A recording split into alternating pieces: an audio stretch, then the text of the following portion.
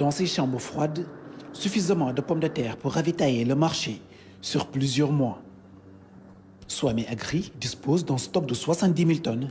À l'heure actuelle, il reste le seul opérateur capable de satisfaire la demande. À l'issue de sa visite dans les entrepôts, le directeur général de l'Agence de régulation des marchés rassure quant à la disponibilité de la denrée dans les marchés à quelques jours de la Tabaski. Nous avons vraiment, à travers cette visite, accompagné par l'Association des consommateurs du Sénégal, mais aussi la direction du commerce intérieur et mes collaborateurs, à savoir le directeur de l'exploitation, pour vraiment rassurer les Sénégalais quant à la disponibilité des denrées de première nécessité, notamment de façon particulière la pomme de terre aujourd'hui, ou qui doit accompagner un certain nombre de produits sur le marché pour alimenter les Sénégalais lors de la période de Tabaski. La demande mensuelle en pommes de terre est estimée à 12 000 tonnes, avec un pic pour la période de Tabaski. Pour un ravitaillement correct du marché, une nouvelle organisation logistique est définie. Tous les jours, jusqu'à 30 chargements sont prévus, soit 900 tonnes. 30 camions jour aujourd'hui pour 30 tonnes par camion ou 40 tonnes par camion, nous pouvons espérer pratiquement au niveau de chargement journalier de pratiquement 900 tonnes.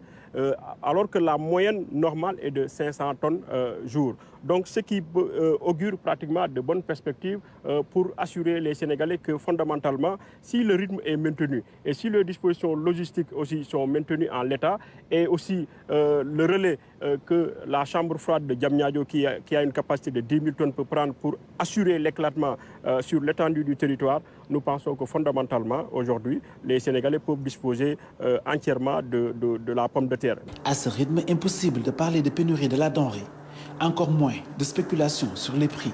Que déjà en termes de structure de prix, au niveau de Sénéguindia, le prix est invariable. C'est le prix sorti chambre froide qui est de 9 750 francs. Si on ajoute par étape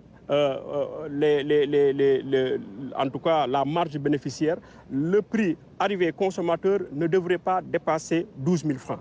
Et c'est le lieu ici même, à quelques encablures de la Tabaski, de les inviter, ces organisations-là, Inokwa Diapo, Inokwa Yessel, Axis, à sensibiliser leurs membres pour qu'au moins qu'il n'y ait pas une spéculation, car au départ de Mbane, le prix ne varie pas vers la hausse. C'est 9 750 francs le sac de 25 kilos.